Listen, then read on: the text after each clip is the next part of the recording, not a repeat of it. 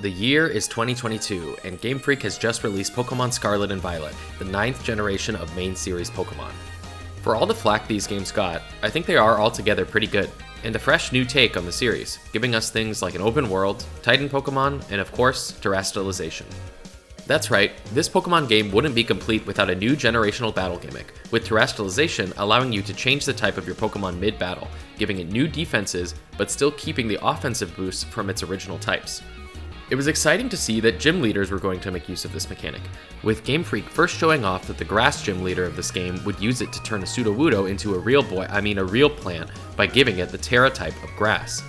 Now, at first glance, that seems really cool, and it does spark off a bunch of great memes about Sudowoodo, but when it came to the actual games, I think I found this a little underwhelming for two reasons. Firstly, the gym leaders don't just have an ace Pokemon that's outside of their type specialty, but also outside of their region. Gym leader aces are usually a really cool place to show off new Pokemon, so it was really strange to see them use Pokemon we've already seen and known about for a long time now. There's nothing technically wrong about this, but it just doesn't sit well with me. When I think about Iono, I think about Bellibolt, not Miss Magius. Secondly, the way they use Terastalization ends up feeling a little hollow, as Terastalizing into their type specialty means I can just keep spamming the same type of move I would have been for the rest of the battle anyways. So in this video, I'll be taking a look at each of the 8 gym leaders in Scarlet and Violet, changing their ace Pokemon to be one from Paldea, and giving it a new Tera type that is outside of their gym specialty in order to give them some sort of advantage that shakes up the game a bit. I'll also be making any further changes that are necessary to the gym leader teams after we change the aces. Hopefully, the end result will be that all 8 gym leaders still feel around the same level of challenge, but with just an extra boost at the end due to the smarter Terastalization. Some ground rules I'm going to set up are as follows. Number 1, no 2 gym leaders can have the same Tera type. What I won't be worrying about is covering the same Tera type as the Elite Four or the same types as Titans and Team Star bases. I know that Scarlet and Violet were set up in a way to make all 18 types shine, but for the purposes of this video, we're just looking at how to make the gym leaders really cool. Number 2, no underleveled evolutions. I know that's not uncommon in Pokemon, but I just like to avoid it if I can. And finally, number 3, when making further adjustments to gym leaders teams, Pokemon that are not the ace are allowed to be from other regions, just like any other gym leaders team. So with all of that, let's jump into the first gym leader. First up, we have the bug-type gym leader of Cortondo, Katie. Katie's team consists of 2 new early game bug types from Gen 9, Nimble and Tarantula, and is then finished off with the normal type Teddiursa that terastalizes into a bug type. So, to start things out, what are we going to swap Teddiursa for? Looking at the Paldea decks, we actually only have 3 evolutionary lines to choose from. We could make Nimble our ace, but not Low-Kicks, as he'd have to be underleveled. Rellor and Rapska are options, as there's no level requirement on that evolution, but for a gym leader who's themed as a baker, I don't think a Dung Beetle is a really good fit. That leaves the Tarantula line, and its evolution into Spidops happens to just be at our gym's level cap. So, now what type will Spidops terastalize into? Looking at its moveset, I originally wasn't quite sure which one to go with, but I think I've landed on Normal being the best fit here. Normal doesn't provide any sort of offensive advantages to Spidops, but it does remove its 3 weaknesses and trade them for only 1 weakness to fighting. This might be a good way to teach the player about how Terastalization works, and how they can use it defensively in battle. Normal also just seems like a good type to use in the early game. To support this Tera typing, we'll give Spidops the move Tackle for normal stab, and then for a bug type move, we'll go with Pounce, since that's the TM that Katie gives out when you beat her anyways, and no one else on her team is using it. And now lastly, I think it's a little redundant to have a Tarantula and a Spidops on the team. Things like that have been done before, but it might be fun to just change things up a little bit by replacing Tarantula for a Combee, which fits Katie's baking theme nice since it's all about honey. We'll give it the moves Bug Bite and Gust for stab. Next up is Brassius, the grass-type gym leader of Artazon. Brassius uses the pure grass-type Pokemon Petilil, the grass normal-type Smoliv, and then the rock-type Sudowoodo. The first thing I thought of when working on this team was that we should swap out Sudowoodo for Dolliv, since I think that line just really fits Brassius' vibe. But Smoliv doesn't actually evolve into Dolliv until level 25, a full 8 levels higher than Brassius' Sudowoodo.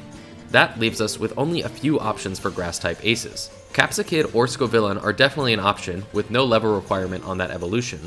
Toadschool could be it, but not Toadscruel, as it would have to be underleveled. And finally, there's Bramblin and Bramblegast, again not requiring a certain level to be reached. I'll go with Bramblegast for this gym, as Brassius's Thorny Whip kind of reminds me of it. We'll give Bramblegast the Rock Tera type, as it hits a whopping 4 out of 5 grass weaknesses for super effective damage. I know that means that 2 out of 2 times so far we've just flipped the type and Tera type of the gym leader's ace, but don't worry, I'm not going to do that for all 8 of them. We'll give Bramblegast the move Rollout for Rock Stab, which just seems to make a lot of sense with its design, and then we'll give it Shadow Sneak and Trailblaze for moves of its original type. As far as any other changes to the team, I don't really think we need to make them, since we still have 3 unique species. It's also just kind of cool that now we have a Pure Grass type, a Normal Grass type, and a Ghost Grass type on the team.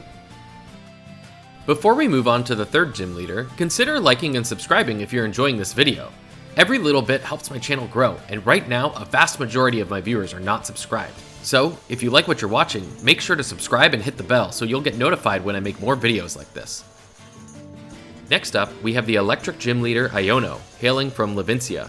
Iono's teams jumps up to 4 Pokemon, being Wattrel, the Electric Flying type, Bellibolt and Luxio, both pure Electric types, and then a Tera Electric Mismagius, which is normally a Ghost type. Now, let me just say that Game Freak really cooked with this team. Due to Mismagius' Levitate ability, it's left with no weaknesses once it Terastalizes into an Electric type. If all the gym leaders did stuff like this with their Tera Pokemon, I think that would be really cool, but I digress. In order to not downgrade Iono's team too much, I want to do something similar where we take an Electric type Pokemon, Terastalize it into a Flying type, and then reduce the amount of weaknesses it has by having it have the Volt Absorb ability, leaving only Rock and Ice as weaknesses. This means we can really only use the Pawmot or Kilowattrel line, but I think I'd prefer to use the Pawmot line since that will make the change into a flying type a lot more visible, further teaching the player about how to use this mechanic. We're gonna go with Pawmot instead of Pawmo as its stats are just a little closer to Mismagius's. I know that Nemona uses the Pawmot line on her teams, but it's not super uncommon for a rival to share Pokemon with a gym leader's ace, like Blue using Alakazam, or Silver using Gengar, and even Callum or Serena using Meowstic. We'll give Pawmot some original stab moves of Arm Thrust and Spark. Now we're far enough into the story to really show off the move Tera Blast. This move's type matches whatever you're Terastalized into, and it uses whichever attack stat is higher for the Pokemon, physical or special. In the games, you don't get Tera Blast until you've beaten 5 gyms, so the 3rd gym might be a cool place for us to show it off and give the player something to be building toward. In terms of the rest of the team, I think we're actually pretty good. It's cool that we already have 3 Pokemon that hail from Paldea, and we still pull off the kind of defensive play that Iono originally made with Mismagius. The 4th gym leader in Paldea is Kofu from Cascarafa. For some reason, Kofu jumps down to only using 3 Pokemon, even though Iono had 4, so while editing this team, I'll try to fix that too. His team consists of Veluza, the Water Psychic type Pokemon, Wugtrio, the Pure Water type Pokemon, and then Crabominable, the Ice Fighting type Pokemon that Terastalizes into water. Looking for water types introduced in Gen 9, our options are again pretty slim. I don't really want to use starter Pokemon on these gym teams, not because it's never been done before, but just because I'd like to avoid it. Dondozo and Tatsugiri are already Titan Pokemon, and the Palafin line is either going to be too weak to be an ace or way too strong to be an ace. This just leaves us with Veluza and Wugtrio, which are already on the team. I think I'll go with Veluza since Wugtrio is a convergent species of Dugtrio, which might not feel as new and exciting as Veluza would. But now, here's the thing. Water is quite a good type defensively, only having weaknesses to electric and grass. So if we Terastalize to almost any other type, we're likely going to gain some extra weaknesses. I know I said earlier I would Terastalize a Pokemon out of their type specialty for each gym, but I'm going to make the exception here. Terastalizing obviously changes up your defensive type matchups, but what it also does is boost your offensive moves of your Tera type, even if they're already boosted by the same type attack bonus, or stab. So, Kofu's gym seems like a really great place to depart from the norm and instead show off how Terastalization can actually be used to boost Veluza offensively. If you really don't like or are upset by this choice, you can just have a headcanon of Veluza Terastalizing into the Dragon type, since it's pretty good defensively, resists grass and electric, and Veluza learns Scale Shot, which would be a good stab move. But for me, we'll keep Veluza's moveset the same here, just adding Zen Headbutt for some Psychic Stab. Then, to fill out the team, we'll give Kofu a regular Finizen to start with, which may get the player excited about looking for this game's new Dolphin Pokemon, and then a Clauncher since he uses a Klawitzer on his rematch team. 5th up is everybody's favorite new gym leader and Elite Four member, Larry. Larry's gym resides in Medali, and his type specialty is normal. He uses a team of Komala, Dunsparce, and Staraptor, which points to him being the flying type Elite Four member. Again, only having a team of 3 will boost this up to a team of 4 by the end of his section. Picking a new ace for Larry's team gives us a few options. We could use Oinkologne, Squawkabilly, Grafaiai, Cyclizar, Farigiraf, or Dunsparce. I don't like the idea of using Farigiraf since it's already on Tulip's team. Squawkabilly just seems like a bit of a downgrade, and Cyclizar being a dragon type just kind of overshadows its normal typing.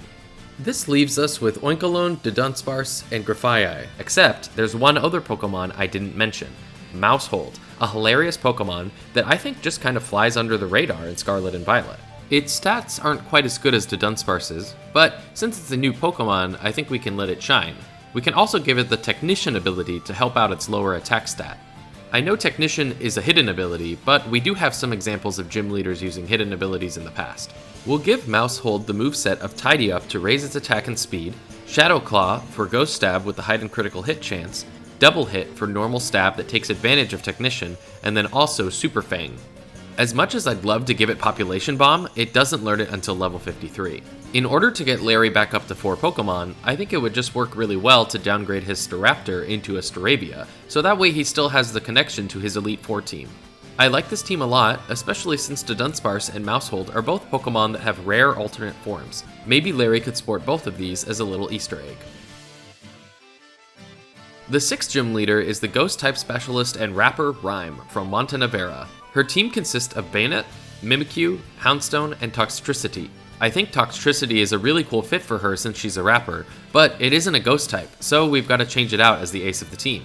The only really eligible Pokemon for this team remaining are Ceruledge, Houndstone, and Annihilape. As I'm trying to avoid starters, Brambleghast is already on Brassius' team, and Goldengo is definitely just too strong for this team. Annihilape is a cross-generational evolution, which does put it down a peg, but it's also used on Aries' team, so I think Ceruledge is the best way to go here.